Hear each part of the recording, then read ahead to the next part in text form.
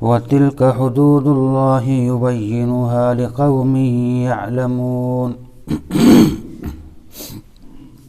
کل 2 طلاقوں کا تذکرہ آیا تھا، طلاق احسن اور طلاق حسن۔ ہر ایک کے بارے میں تفصیل سے آپ کو سمجھا دیا تھا کہ طلاق احسن کا مطلب ہوتا ہے پاکی کی مدت میں شوہر اپنی بیوی کو 1 طلاق دے اور پھر رک جائے یہاں تک کہ اس کی عدت گزر جائے۔ ظاہر ہے کہ عدت 3 حیض یا 3 مہینے کی ہوتی ہے، تو اگر وہ ایک ساتھ رہنا چاہیں تو بہت سا وقت ان کو سوچنے بچارنے کا ملا ہے، سوچ بچار سکتے ہیں، اور اگر ایک ساتھ نہیں رہنا ہے تو جہاں عدت ختم ہوئی نکاح فوراً ٹوٹ جائے گا۔ یہ بات آ چکی تھی کل۔ اور طلاق حسن کا مطلب بتایا تھا کہ ہر مہینے 1 طلاق دے۔ پہلے مہینے میں پاکی کی مدت میں 1 طلاق دی، پھر دوسرا مہینہ آیا اور سوچ رہے ہیں کہ ابھی بھی ہم کو ساتھ نہیں رہنا ہے، اس کو الگ ہی کر دینا ہے، تو پھر 1 طلاق دے دو دوسرے مہینے میں پاکی کی مدت میں۔ دوسرا مہینہ گزر گیا، تیسرا مہینہ آیا تو پھر سوچ رہا ہے کہ اب ہم کو ساتھ نہیں رہنا ہے، ہماری اس کی دال گلے گی نہیں، اس کو جدا کر دینا ہے، تو کوئی بات نہیں، اب 1 طلاق بچی تھی، کیونکہ طلاق جو ہے وہ 3 تک ہیں، 2 وہ ہیں جن کا شریعت نے حکم دیا، اور تیسری طلاق جو ہے وہ ہے کہ اس کی تو ویسے ضرورت نہیں پڑتی، 2 ہی سے کام چل جاتا ہے، لیکن جب دے ہی رہا ہے تو کوئی بات نہیں ہے، تیسرے مہینے میں تیسری دے سکتا ہے۔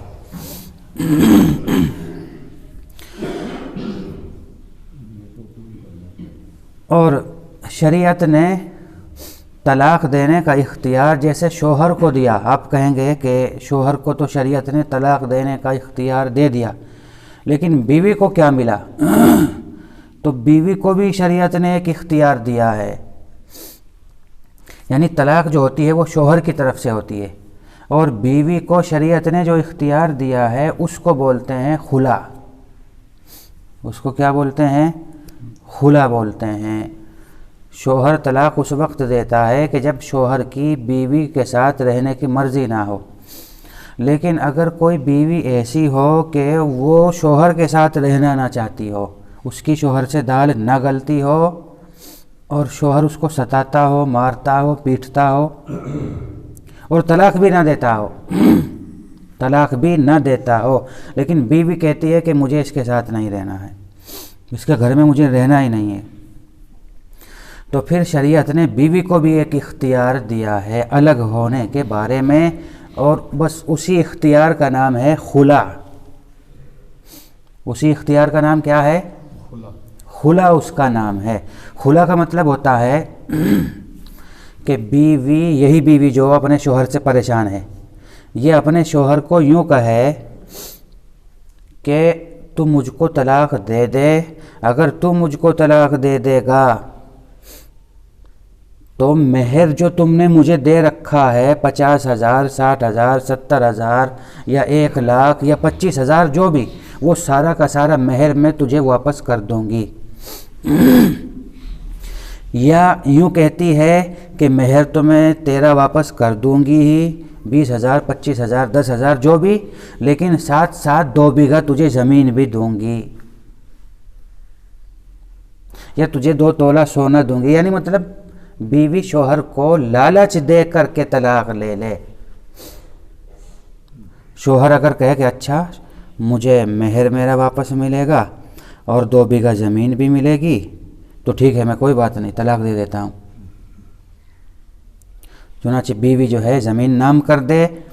یا 2 تولہ اس کو سونا دے دے، یا جو بھی کچھ طے ہوا ہے، اور پھر اس کے بدلے شوہر بیوی کو طلاق دے دے، اس کو بولتے ہیں خلا۔ اس کو کیا بولتے ہیں؟ شریعت نے بیلنس رکھا ہے، کیونکہ طلاق جو ہوتی ہے وہ شوہر کی طرف سے ہوتی ہے، لیکن پھر بیوی کو بھی تو کوئی حق ہونا چاہیے۔ بعض مرتبہ ہوتا ہے ایسا کہ بیوی حد سے زیادہ پریشان ہے، لیکن شوہر طلاق نہیں دیتا، وہ چاہتی ہے کہ میں اس سے چھٹکارا پا کر کے کہیں اور زندگی جا کر کے گزاروں، کسی اور سے نکاح کر کے تو پھر شریعت نے بیوی کے لیے خلا والی شکل رکھی ہے۔ تو طلاق کے ضمن میں اللہ نے خلا کا بھی مسئلہ بتلا دیا، فرمایا کہ فَإِنْ خِفْتُمْ وَلَا يَحِلُّ لَكُمْ أَن تَأْخُذُوا مِمَّا آتَيْتُمُوهُنَّ شَيْئًا،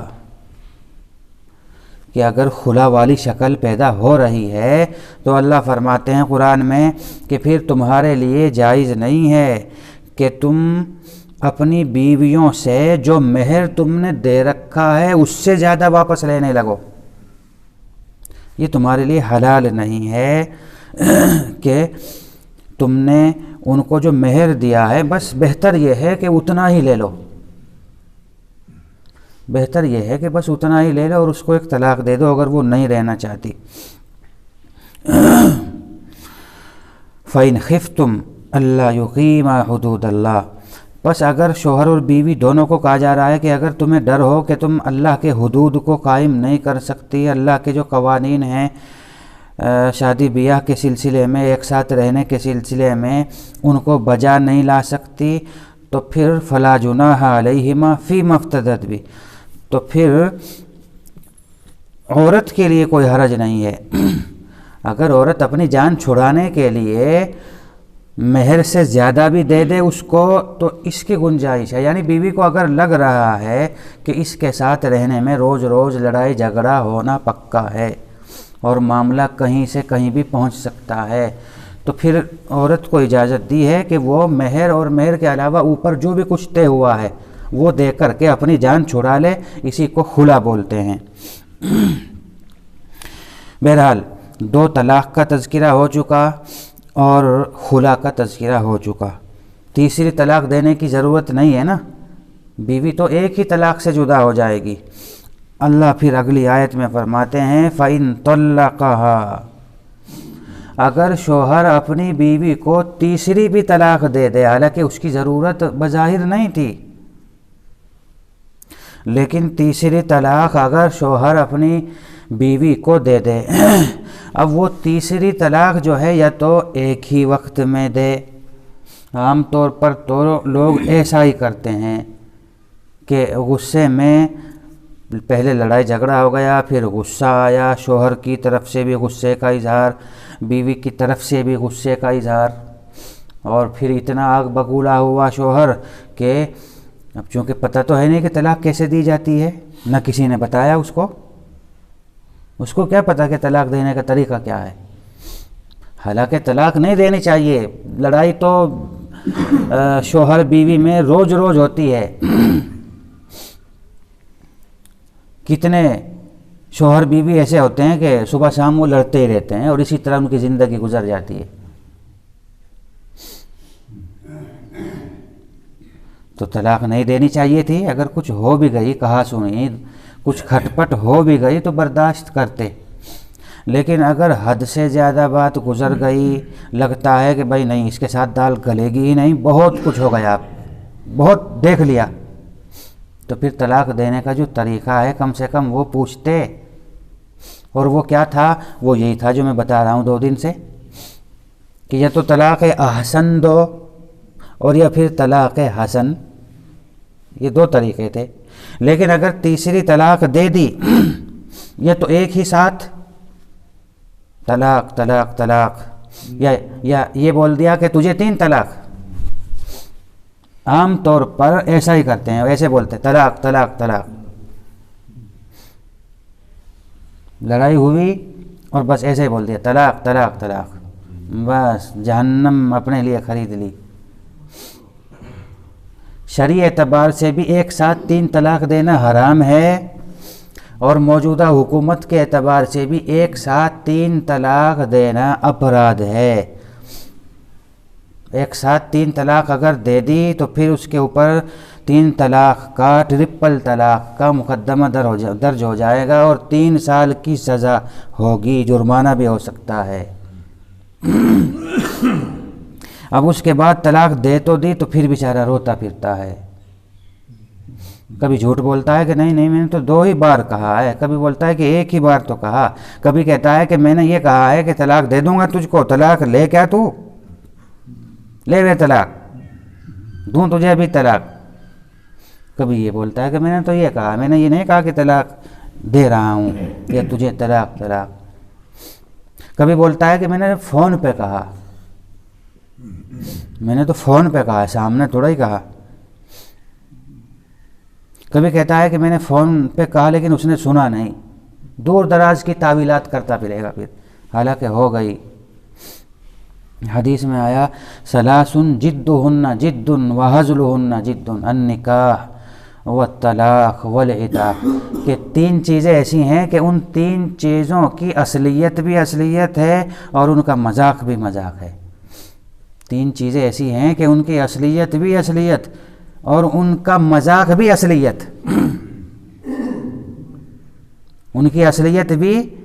اصلیت لیکن ان کا مذاق بھی اصلیت، یعنی اگر سچ میں ان کا اظہار کر دیا تو وہ چیزیں واقع ہو جائیں گی، اور اگر مذاق میں بھی کہا ہے نا تو بھی وہ سچ میں واقع ہو جائیں گی۔ وہ 3 چیزیں کیا کیا ہیں؟ النکاح والطلاق والعتاق، وہ 3 چیزیں، ایک تو ہے نکاح اور دوسری چیز ہے طلاق اور تیسری چیز ہے آزادی، یعنی غلام آزاد کرنا۔ اگر امام صاحب نے دلہا کو سامنے بٹھایا اور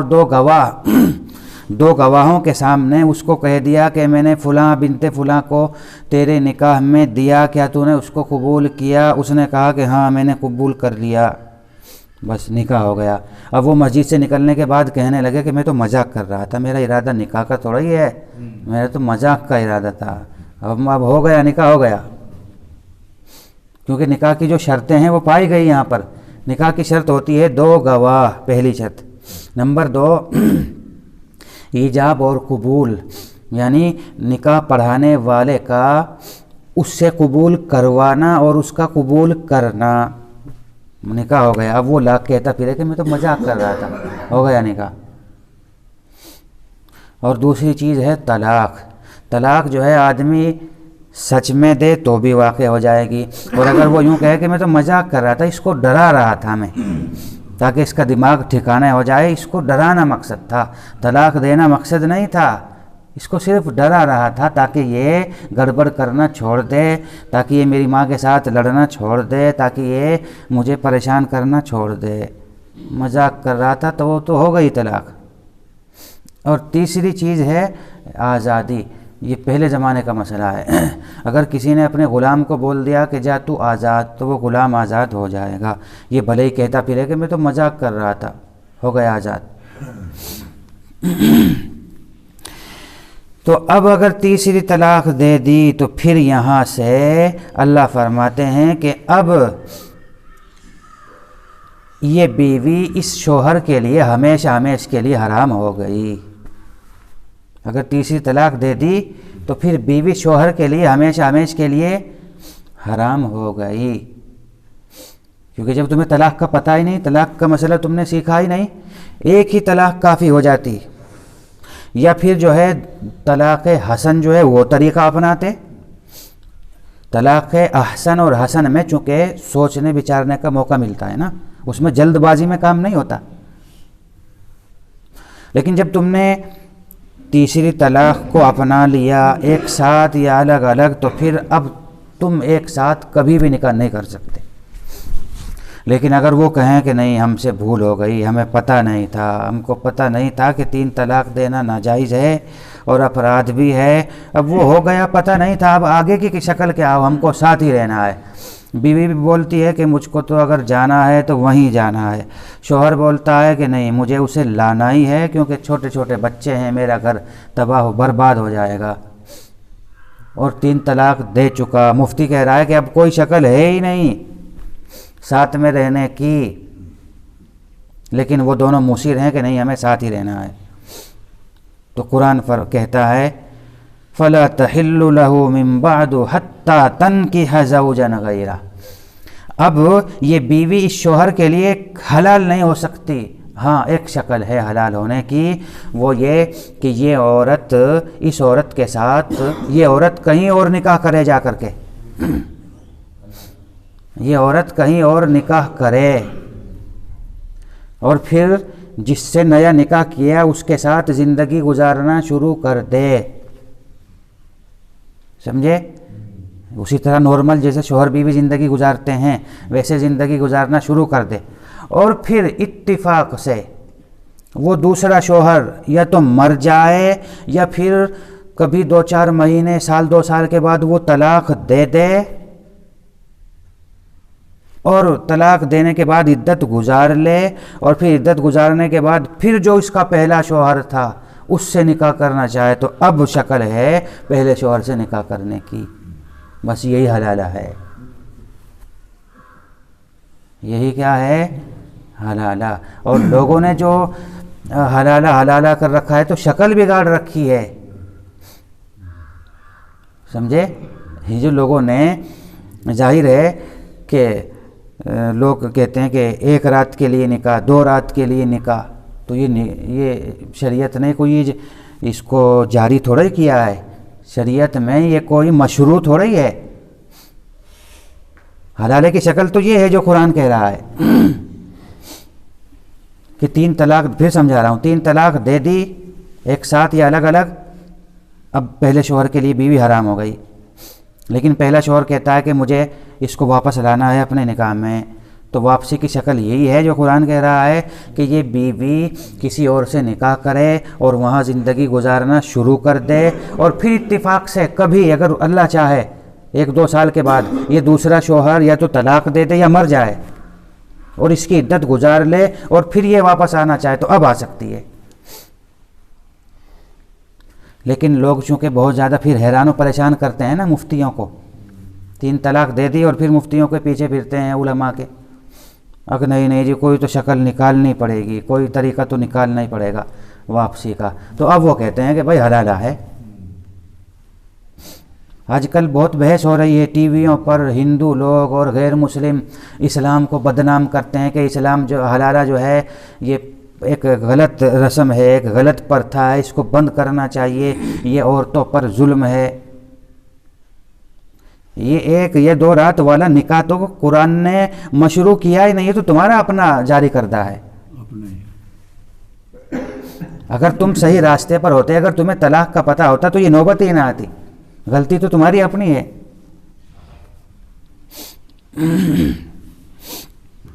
فَإِن طَلَّقَهَا فَلَا تَحِلُّ لَهُ مِن بَعْدُ حَتَّى تَنكِحَ زَوْجًا غَيْرَهُ،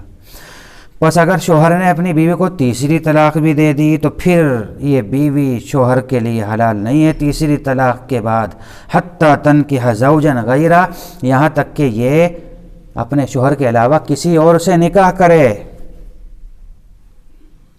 اور پھر وہ طلاق دے دے یا مر جائے اور پھر یہ پہلے شوہر کی طرف واپس لوٹنا چاہے تو اب لوٹ سکتی ہے۔ اور اگر کوئی اس کے بغیر اپنی بیوی کو رکھ لے گا، جیسے بہت سے لوگ جاہل کرتے ہیں، کیونکہ وہ سوچتے ہیں نا کہ حلالے میں تو ہماری عزت چلی جائے گی، وہ اپنی ناک کٹتا ہوا دیکھتے ہیں نا، تو پھر وہ بہت سے لوگ تو کیا کرتے ہیں کہ بس خالی نکاح کروا دیا اور پھر لے آئے، خالی نکاح کروا دیا کسی اور سے، تو صرف نکاح کروا دینا کافی نہیں ہے، اور بہت سے نکاح بھی نہیں کرواتے، ایسے ہی رکھے رہتے ہیں، تو ساری زندگی ان کو زنا کا گناہ ملتا رہتا ہے، اور جو اولاد بھی اگر پیدا ہوئی تو وہ اولاد بھی ناجائز ہوئی، سمجھے؟ اس لیے طلاق کے مسائل کا سمجھنا اس وجہ سے حد سے زیادہ ضروری ہے، تاکہ اگر خدا نہ کرے کبھی انبن ہو جائے تو شوہر کبھی بھی 3 طلاق نہ دے۔